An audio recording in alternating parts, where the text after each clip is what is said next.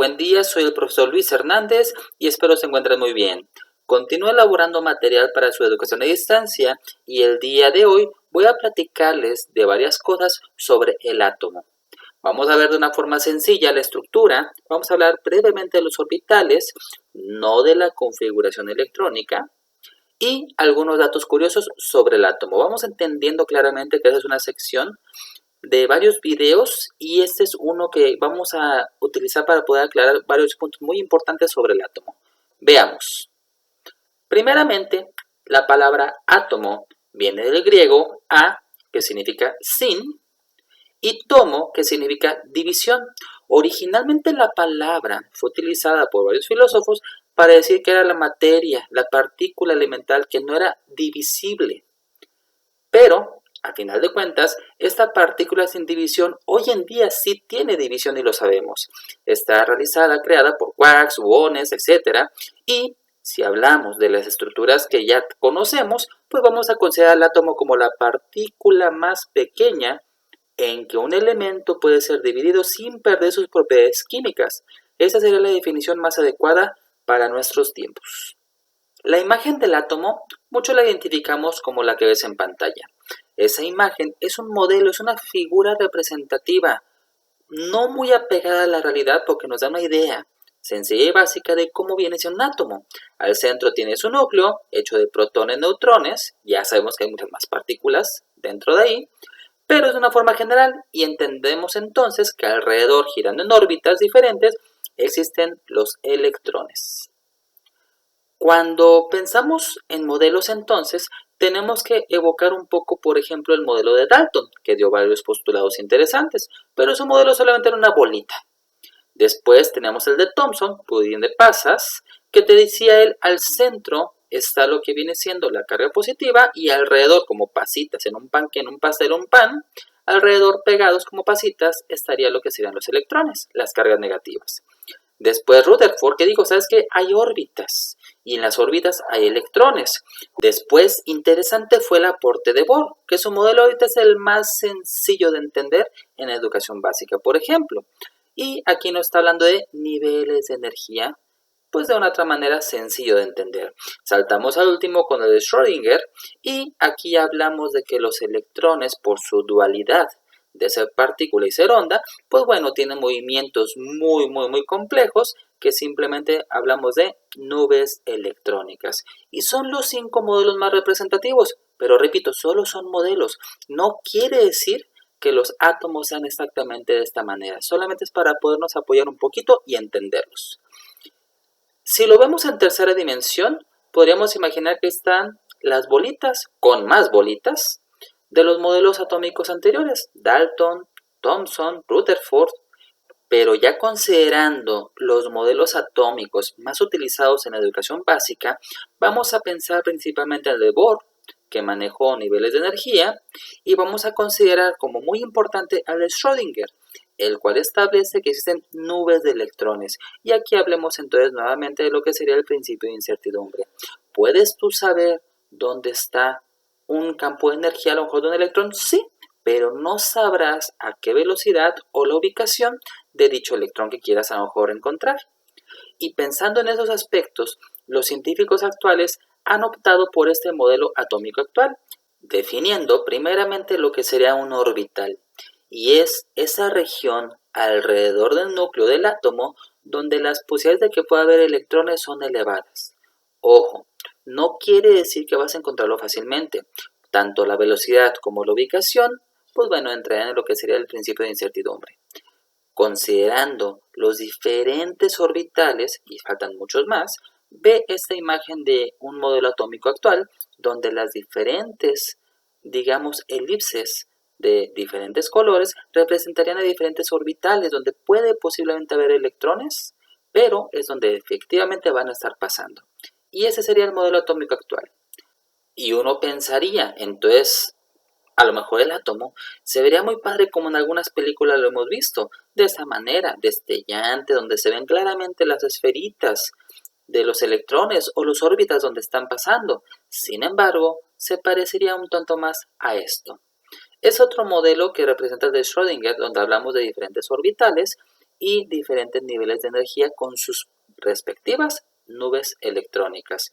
Eso sería un poquito más adecuado a la realidad, pero repito, sigue siendo un modelo. Solo es para darnos una idea de cómo están los átomos compuestos.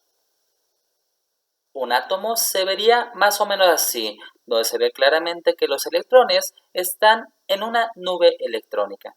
Cuando hablamos de orbitales, es muy complejo poderlos explicar y otra vez evocamos a lo que serán los modelos. El primer orbital de menor energía sería una simple bolita. Piensa que un electrón está girando solamente en una cuestión esférica alrededor del núcleo. Pero hay otros orbitales de una complejidad mucho mayor, donde vamos a tener figuras y movimientos mucho más complejos. Y estas 4 figuras que te estoy poniendo en pantalla tienen un nombre.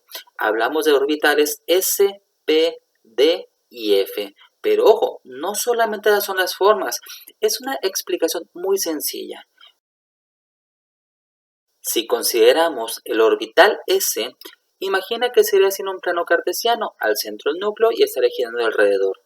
Cuando hablamos del orbital P, pues bueno, ya tenemos un sentido un poquito más complejo hacia 2 lados. Cuando hablamos del orbital D o del orbital F, ahora sí tenemos que considerar muchos aspectos del movimiento tridimensional que pueden tener los diferentes orbitales y esto le agrega un nivel de complejidad mucho mayor al entendimiento. Sin embargo, vamos a ir paso a paso y considera que esos orbitales simplemente nos dan una idea de cómo puede girar un electrón alrededor del núcleo, pero también tenemos que tener en claro que esos orbitales se juntan, se mezclan y tendríamos orbitales híbridos, así como el que estás viendo en pantalla, porque un orbital por sí solito no va a tener siempre un electrón, puede incluso estar compartiendo electrones. Vamos a analizarlo poco a poco cuando estemos platicando sobre los enlaces y reacciones químicas, pero de entrada hablemos que hay diferentes orbitales, estos pueden unirse con otros y hablamos de orbitales híbridos. Y a modo de una representación como si fuese otro modelo, piensa entonces que tendrías un átomo con diferentes órbitas, que aclaro, no es correcto la representación, pero es para que te puedas dar solamente una idea. Pasando a las cosas curiosas, ve esta fotografía. ¿Qué es? Simple y sencillamente es una foto obtenida por microscopía de iones de campo o en campo, que es lo mismo. Y esta fue inventada por medio de Erwin Müller. Y esta persona en 1955 logró fotografiar por primera vez a un átomo. ¿Sí? Así como lo ves. Pero de una otra manera, lo que estás viendo principalmente son los campos eléctricos. Ya para el año 2011, el ser humano logró controlar la corriente eléctrica de los átomos. Con ello, una idea que surgió es poder generar nuevos sensores de rotación ultrasensibles. Asimismo, hablando de ultra, se trabaja a temperaturas ultrafrías, porque de esta manera los átomos interactúan un poco más débil y de este modo se pueden analizar más fácilmente y esto ha facilitado enormemente el estudio de sistemas cuánticos. Para el año 2013 se logró obtener la primera fotografía de un átomo con todo y su nube electrónica. En este caso fue una fotografía del hidrógeno, el cual tiene un solo protón, una sola órbita orbital y un electrón en ella. Y observa la fotografía, se ve plenamente y de una forma muy clara esa nube de electrones que genera en este caso un solo electrón del hidrógeno. En ese mismo año, la compañía IBM, moviendo átomo por átomo, hizo el siguiente cortometraje. Observa.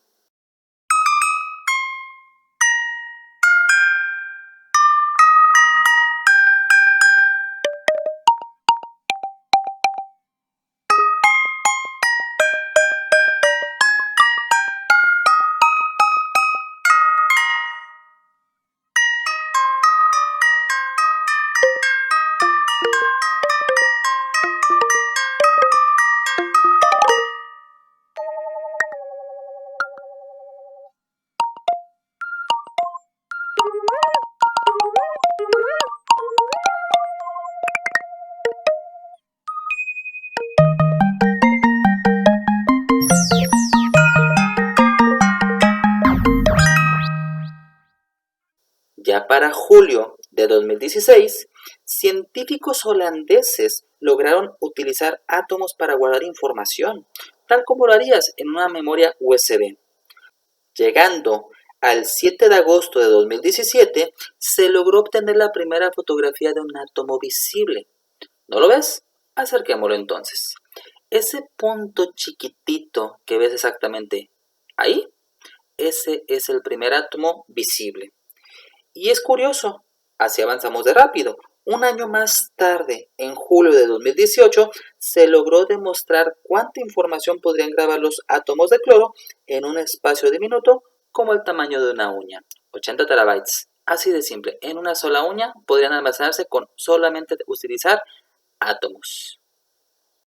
En el 2020, a pesar de las dificultades que conlleva la pandemia, los descubrimientos siguen siendo asombrosos. En marzo, por ejemplo, se logró controlar el núcleo del átomo utilizando campos eléctricos. Para junio de 2020, se generó el quinto estado de la materia en un laboratorio en el espacio a temperaturas de ultracongelación. Y ya para el mes de noviembre de este presente año, tenemos entonces que se pudo controlar dos tipos de magnetismos del átomo y eso se traduce en que puedan almacenarse el doble de información en cada uno de los átomos y entonces de lo que mencioné hace rato de los 80 terabytes, pues ahora imagínate poder almacenar un estimado de 160 terabytes apenas en el espacio que ocupa una uña. Hemos podido controlar entonces los campos magnéticos. Ya podemos estructurar nuevamente lo que sería el núcleo del átomo y ni se diga el trabajo que podemos hacer con los electrones. Ahora yo te pregunto, ¿cuáles serán los descubrimientos que encontraremos el siguiente año? Bastante interesante, ¿no? Pero bueno, regresemos a los pasos esenciales. El átomo se puede demostrar, ejemplificar con modelos, como los que hemos estado mencionando. También, asimismo, debemos entender que su núcleo tiene tanto neutrones como protones. Y los neutrones tienen carga neutra, los protones carga positiva, y aquí entonces empezamos a definir conceptos como número másico o masa atómica, que es lo mismo, se representa con la letra A, y el número atómico, que es la cantidad de protones que tiene. Y eso sería con la letra Z. De una u otra manera, si hay diferencias en esas cantidades, hablaríamos de isótopos. Pero ahorita no es el tema exactamente. Vamos a centrarnos en cómo podemos ejemplificar el átomo y describirlo. Si hablamos de la corteza, por llamarle de una manera, están ahí los electrones, los cuales tienen carga negativa. Están moviéndose constantemente. Y si el átomo gana o pierde electrones, se llamaría un ion, teniendo entonces iones llamados cationes y aniones. Vamos a analizarlo un poquito más adelante. A modo de resumen, el esquema sería de esta manera. Tenemos el átomo, su estructura, la corteza y el núcleo, neutrones, protones y electrones. Hace unos momentos mencioné la palabra número atómico. ¿Y este qué es? Exactamente es la cantidad de protones que tiene un átomo. Y consideremos que se representa por la letra Z. También mencioné lo que es la masa atómica o número másico. Son sinónimos, depende del país donde te encuentres. Y aquí consideremos que es la suma de protones y neutrones, la masa que tiene en el núcleo. ¿Y por qué no de los electrones? Bueno, son tan pequeñitos y tienen tan poca masa. Imagínate tú un campo de fútbol, de soccer, donde todo el campo es el átomo y una simple hojita del pasto viene siendo solamente un electrón. A esta proporción estamos basándonos. Y lo que es la masa atómica o número básico se representa con la letra A. Hablamos de átomos, vamos a ponerles ahora un sinónimo, la palabra elemento. Un elemento químico, como lo ves en la tabla periódica, un elemento viene siendo ese átomo libre e independiente, ese átomo que no está reaccionando, que no interactúa con otros, que no está unido químicamente con algún otro, ya sea el mismo o de diferente. O sea, un elemento viene siendo solamente un átomo libre, solo, sin interactuar, y que va a tener la misma cantidad de protones y electrones. Hablamos de un átomo en equilibrio eléctrico. Si nos referimos a los electrones, recordemos que están en diferentes órbitas, pero vamos a pensar que hay electrones internos y electrones externos. Los internos, de una u otra manera, no interactúan, pero participan mucho en la estabilidad del propio átomo.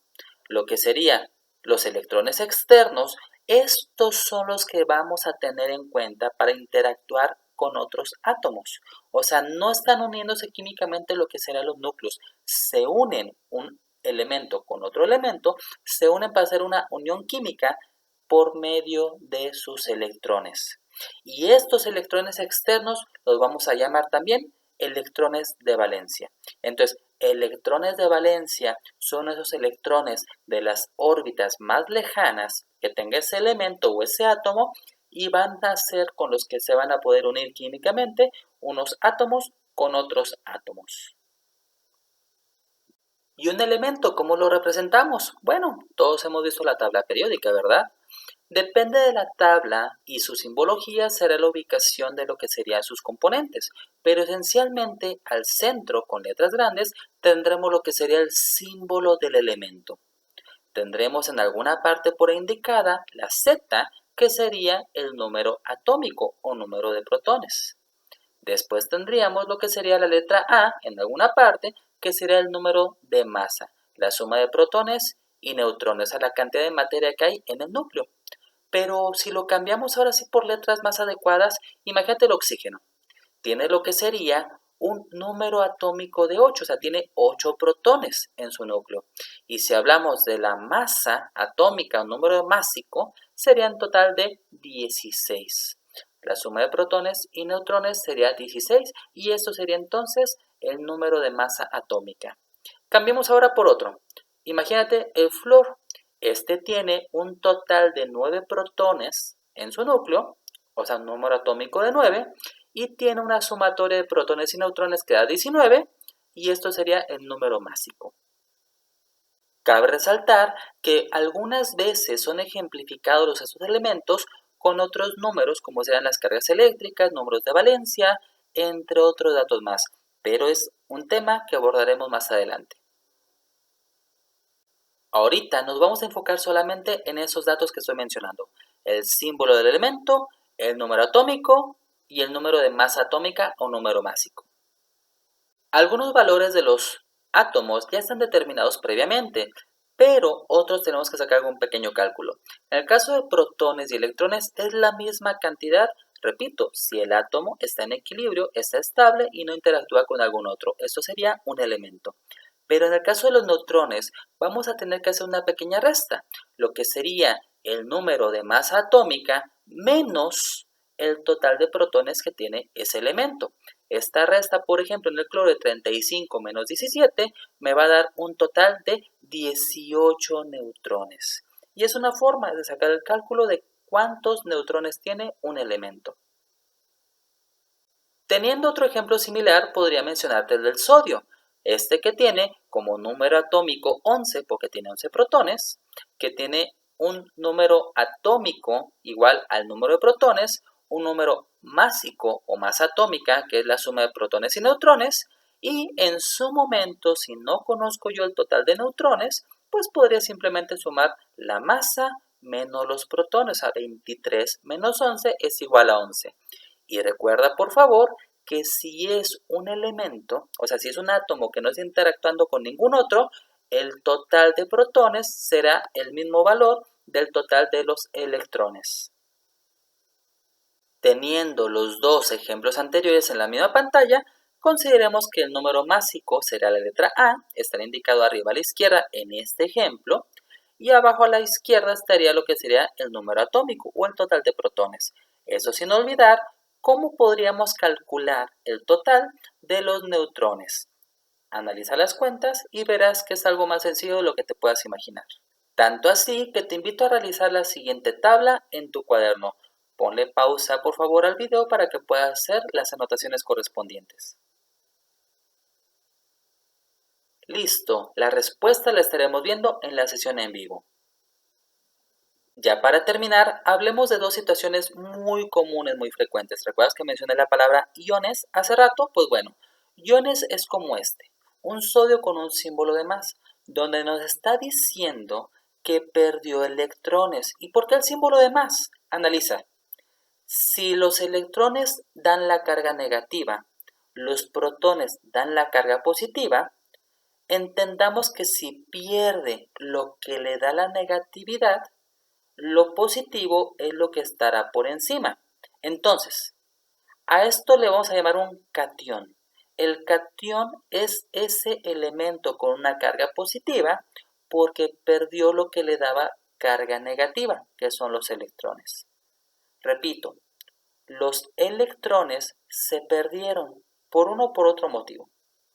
Y como los protones tienen carga positiva, la carga positiva entonces del elemento está por encima de la carga negativa y por ese motivo los cationes son positivos. Similar entonces a lo que sucede, pero con lo que serían los aniones. Los aniones tienen una carga negativa, analízalo. Tiene 17 protones, ganó un electrón. Y entonces, como los electrones dan la carga negativa, hablamos que la carga negativa es superior a la positiva. Y es por ese motivo que los aniones van a ser aquellos que han ganado electrones. Repito, los electrones son más que los protones. Las cargas negativas son más que las positivas. Y como ganó electrones, se pone el símbolo negativo porque el negativo es la carga eléctrica que está por encima de la positiva y a esto le llamamos un anión. Un poquito complicado, te invito a que lo estés repasando. Créeme, es más simple de lo que te imaginas, como lo mencioné hace rato. Por este video es todo. Espero y deseo de verdad haya sido útil para ustedes y les agradeceré muchísimo que puedas dejarme tu like si te gustó el video y sobre todo que puedas suscribirte al canal. Estaré subiendo más, pero requiero de esos pequeños estímulos para saber que está funcionando mi trabajo. Nos vemos en el siguiente video.